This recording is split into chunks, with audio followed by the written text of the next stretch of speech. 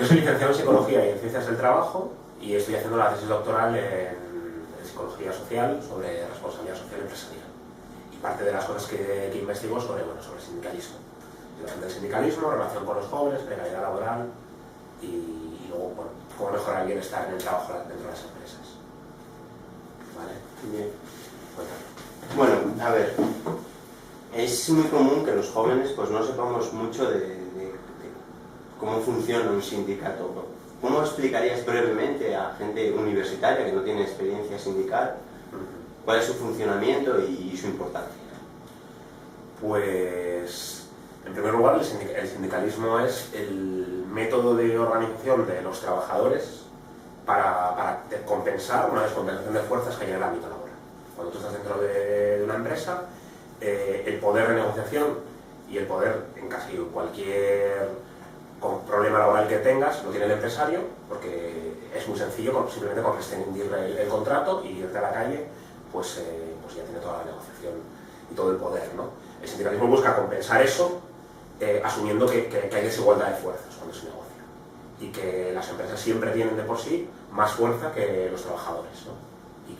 Y que la única forma de compensar esas fuerzas es agrupándose y actuando en común, ¿no? Eso en primer lugar, pero claro, lo que me preguntabas era ¿por qué los jóvenes no saben lo que es el sindicalismo, ¿no? ¿Por qué esta pregunta tiene sentido? Y eso, claro, eso revela mucho de lo que se ha convertido el sindicalismo, ¿no? Se ha convertido en organizaciones que son alejadas para la experiencia diaria de la mayoría de los jóvenes. Y no es extraño que encontremos jóvenes con 30 o 35 años que nunca han visto un sindicato o que nunca se han podido acercar a un sindicato dentro de la empresa en la que estaban, ¿no? Decías que es más que nada para regular ese desnivel de poder entre la empresa y el trabajador, pero las empresas actuales han tomado una línea, podríamos decir, neofordista, algunos llaman toyotismo también, en la que se supone que ya no es solo el interés de la empresa, sino que también importa el interés del trabajador. En este sentido, si se lleva a cabo este modelo, ¿cómo de pertinente sería un sindicato? Bueno, en primer lugar, lo que planteas no es cierto.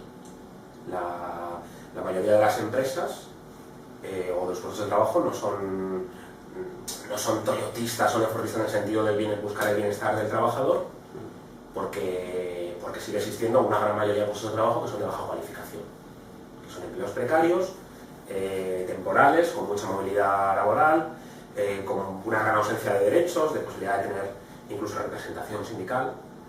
Y en ese tipo de puestos de trabajo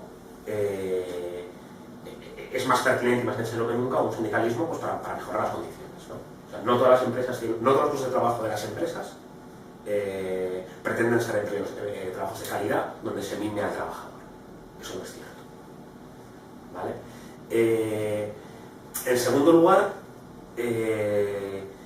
lo que estamos asistiendo, lo que estamos viendo es una reconfiguración completa del mercado de trabajo. El mercado de trabajo actual, a nivel internacional, ya no es una empresa fordista, en el sentido de que tú entrabas en un puesto de trabajo y te mantenías en él durante toda la vida, tenías unas condiciones de trabajo estables, tenías cierto salario que te permitía mantener a tu familia, tenías representación sindical, ¿no? Eso es lo que cambia a raíz de finales de los 70, principios de los 80, y la consecuencia es que se empiezan a hacer trabajos donde ya no está vinculada la concepción de un trabajo para toda la vida, ¿no? Y eso, claro, eso afecta también desde el momento en que una persona no está en el mismo lugar de trabajo durante 30 años y en vez de eso estás 3 meses o 6 meses o un año, afecta también a la posibilidad de tener a alguien que te represente o de participar dentro de la empresa. ¿Por qué me voy a implicar yo en un sindicato si yo dentro de 6 meses igual ya no estoy aquí, ¿no? Y los sindicatos pueden decir lo contrario. ¿Por qué me voy a preocupar yo por alguien que dentro de 3 meses igual se va, ¿no? Eso termina generando una desconexión entre una parte de trabajadores que aún tienen ciertos derechos y ciertos estables, por ejemplo, en las administraciones públicas conviven trabajadores que son funcionarios y que tienen cierta estabilidad y cierta representación, con gente que está interina o temporal o que va a estar por muy poco tiempo, ¿no? Entonces ahí hay una fractura de calidad de puesto de trabajo, pero también una fractura de representación sindical. En relación a lo que acabas de decir, dos preguntas. La primera, decías, ¿por qué se iba a implicar el sindicato para representar a una persona en la que pasa en la empresa 6 meses, por ejemplo? En ese sentido, también influiría el hecho de que los sindicatos renueven su plantilla cada mucho tiempo y sería recomendable renovarla cada menos espacio de tiempo. Y otra, en relación al cambio que mencionabas, sería pertinente también que cambiase el sindicato de estructura. Últimamente se habla del sindicato masa. ¿Qué opinas de la pertinencia de quitar la imagen actual de sindicato por la de sindicato masa? Bueno, lo que sucede es que el sindicalismo está funcionando como si nada hubiera cambiado en el mundo del trabajo. Y la forma de organización, las estructuras, incluso el modelo de liberados sindicales, funciona con la idea del trabajador fordista, que ahora es cada vez más minoritario. Con lo cual, si tú quieres representar al trabajador fordista, entonces no hay ningún problema, puedes seguir así. Pero si tú quieres adaptarte a una serie de trabajadores que van a tener otro tipo de condiciones laborales, te obliga a cambiar toda la forma en la que tú te piensas el sindicato. Te obliga a cambiar la estructura, te obliga a cambiar la forma de organización, el modelo de liberados sindicales, el modelo de toma de decisiones, para acercarte a ese sector de gente que está fuera de ello, ¿no? Y hay ejemplos, o sea, por ejemplo, en Madrid Juventud Sin Futuro ha creado Juventud Sin Futuro, que es uno de los que impulsa el 15M, hacen análisis de que la juventud precaria no tiene representación y crean algo que ellos llaman la oficina precaria, que es la búsqueda de encontrar espacios de representación que sean específicos para los precarios, pero sobre todo que sean transversales también, o sea, que no sean únicamente dentro de la empresa. O sea, a ver si me explico. Si tú estás 3 meses en un McDonald's, 3 meses trabajando de teleoperador para una empresa, 3 meses trabajando de becario en la universidad, ¿no? Pues igual lo que te une no es la empresa específica en la que estás, sino lo que te une es lo que sucede fuera de la empresa. Lo que te une es la precariedad constante que tienes. Y igual tienes que buscar algo que articule todas esas experiencias laborales, algo que te cohesione con gente que está viviendo esa misma precariedad, pero que no está ya dentro de la empresa, sino que está afuera, ¿no? Y las acciones y las medidas de presión no suceden dentro, por ejemplo, pues con una campaña dentro del comité de empresa, sino que sucede por igual con movilización fuera, yendo a la empresa a movilizarte, o yendo a los medios de comunicación, o cohesionándote con otros que están en situaciones parecidas. Esa sería la idea de un cambio que se está ya sucediendo, ¿no?, en el terreno sindical. Dices que está ya sucediendo, pero quizás no esté sucediendo al ritmo que debería. ¿Esto puede ser uno de los motivos de la imagen negativa del sindicalismo o ya viene de antes hay gente que lo atribuye a la visión que tiene de los piquetes en la huelga, o la imagen que dan ellos ya de su potencial económico, que parece ser superior al de los trabajadores a los que representan? ¿A qué crees que se debe esta imagen negativa del ciudadano de a pie? Sí, que no están cambiando al ritmo que deberían, eso es clarísimo, ¿no? Hay autores como Antonio Antón que sugieren que el propio surgimiento del 15M en el Estado español es un desengaño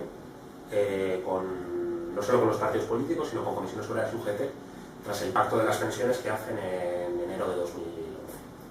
Ellos hacen una huelga general contra las políticas de austeridad y contra los recortes, y 4 meses después paralizan la movilización y pactan con el gobierno y con los empresarios el aumentar la edad de jubilación y en la práctica condenar a la mayoría de nuestra generación a trabajar durante más años, ¿no?